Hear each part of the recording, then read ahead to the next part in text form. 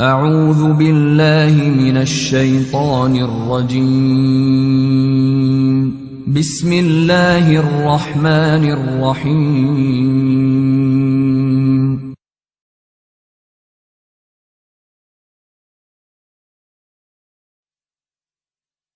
میرے محترم دوستو، بزرگو، عزیزو، میرا دل چاہتا ہے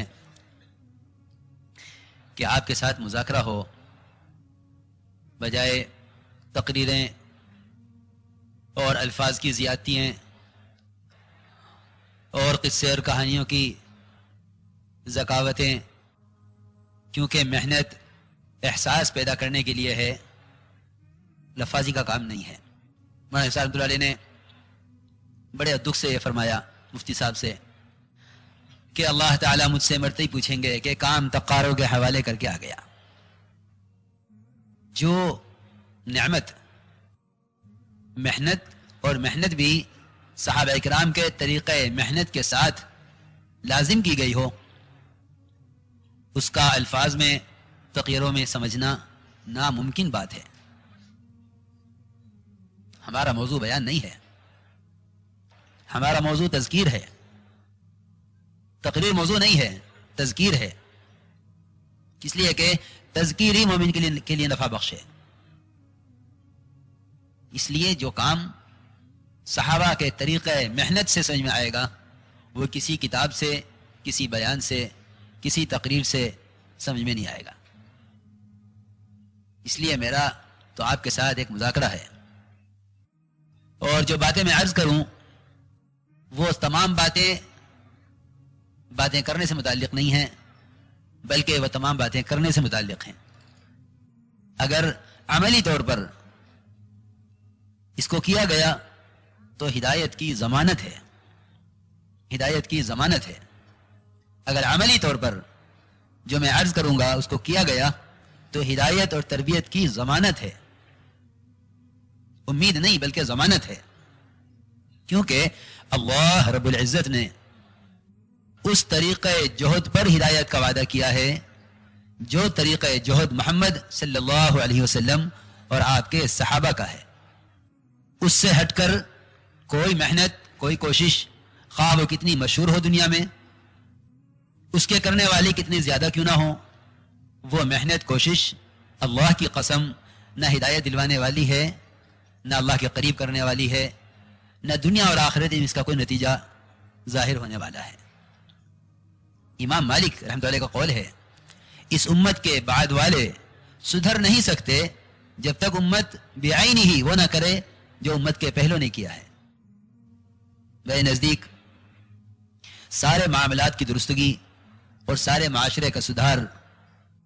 اور ایمان کی حقیقت کا حاصل ہونا اور عبادات میں کمال، یہ سب کا سب صرف اس طریقہ محنت پر موقوف ہے جو طریقہ محنت محمد صلی اللہ علیہ وسلم اور آپ کے صحابہ کا ہے۔ میں اس بات کو اکثر سوچتا ہوں کہ ہمارے کام میں رواج کتنا داخل ہو چکا ہے اور اس کا نقصان کیا ہو رہا ہے۔ میرے نزدیک یہ کوئی چیز نہیں ہے کہ کس نے کتنے گھنٹے بیان کر لیا۔ میرے نزدیک سب سے اہم بات یہ ہے، حضرت کی بات ہے کہ ہدایت اور نور ہدایت تو دلوں میں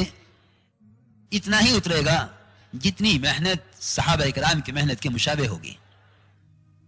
اور جتنی محنت ان کی محنت کے مشابہ نہ ہوگی، نہ اس پر تربیت ہے، نہ نصرت ہے، اور نہ اس پر ہدایت کا کوئی وعدہ ہے۔ اس لیے سارا مجمع، نئے پرانے، سب اس بات کو طے فرما لیں کہ ہمیں اپنی محنت کو سنت کے تابع اور صحابہ کرام کے طریقہ محنت کے مشابہ کرنا ہے، اس لیے کہ اللہ رب العزت نے ہدایت اسی طریقہ جہد میں رکھی ہے جو طریقہ جہد محمد صلی اللہ علیہ وسلم اور آپ کے صحابہ کا ہے۔ ہمیں وہ طریقہ محنت، اس دعوت کی نقل و حرکت سے اس طریقہ محنت کو زندہ کرنا ہے جو طریقہ محنت ہدایت کے لیے یقینی ہے۔ اللہ تعالیٰ کا فرمانا والذین جاہدوا فینا لنہدینہم سبلنا، کہ ہم ہدایت، میرے دوستو، بزرگوں، عزیزو، ذہن سے یہ نکال دو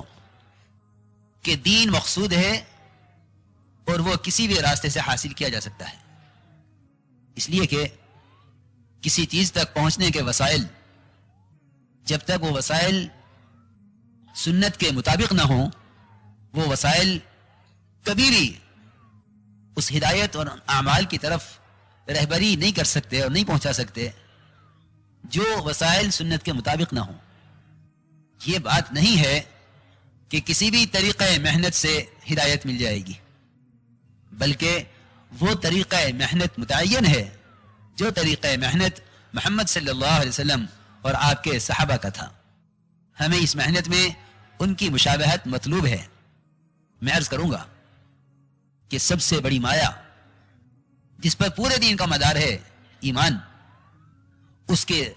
حاصل کرنے کا سنت طریقہ کیا ہے؟ اس کے حاصل کرنے کا سنت طریقہ کیا ہے؟ صرف ایمان کی بحثیں پڑھ لینا یہ ایمان کے حصول کا طریقہ نہیں ہے، بلکہ ایمان کے بگاڑ کے ماحول سے لوگوں کو نکال کر لانا، ایمان کی تجدید اور ایمان کی تقویت اور ایمان سیکھنے کے عنوان پر یہ صحابہ کرام کا معمول ہے اور صحابہ کا طریقہ ہے۔ معاذ بن جبل، عبداللہ بن رواحہ، عمر بن خطاب، ابی بن کعب، ابو ہریرہ رضی اللہ عنہم اجمعین، ان میں افقہ الناس بھی ہیں، عالم الناس بھی ہیں، ابی بن کعب اقرأ الناس بھی ہیں، سب سے بڑے قاری، سب سے بڑے عالم۔ ان میں وہ بھی ہیں جن کے بارے میں فرمایا ہے کہ میرے بعد نبی ہو سکتے تھے تو عمر نبی ہو سکتے تھے۔ یہ ہیں وہ حضرات، اور ان میں سب سے بڑے محدث حضرت ابو ہریرہ رضی اللہ تعالیٰ بھی ہیں۔ ان سب کا معمول جو ہمیں صحابہ کی سیرت میں ملا ہے وہ ایک ایک صحابی کے پاس جانا اور انہیں دعوت دے کر ایمان سیکھنے کے عنوان پر ایمان کے حلقوں میں لا کر جوڑنا۔ یہ میں اپنی پچھلی بات پر ہوں کہ یقین کے سیکھنے کا وہ طریقہ جو طریقہ صحابہ کرام کا تھا، وہ طریقہ ہمیں ہر مسجد کی جماعت کو وہ طریقہ مطلوب ہے، ہر مسجد کی جماعت کو۔ میرے دوستو عزیزو، اس محنت کا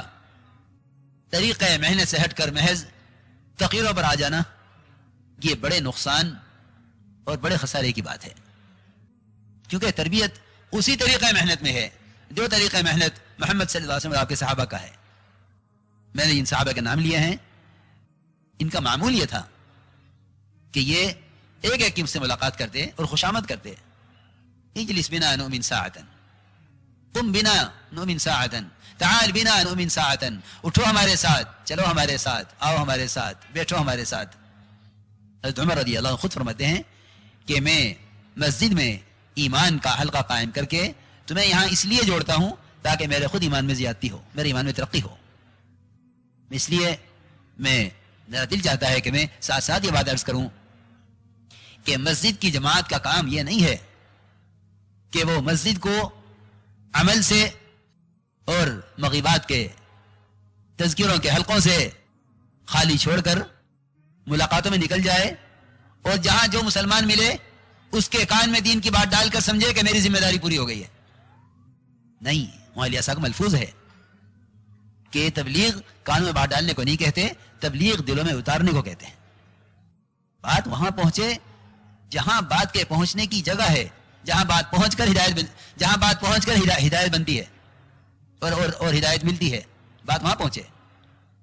دلوں میں اترنے کی جگہ سوائے مسجد کے کوئی نہیں ہے، اس لیے ہر مسجد کی جماعت کا کام یہ ہے اور اس کے گشتوں کا مقصد یہ ہے کہ میں کس طرح ایمان والوں کو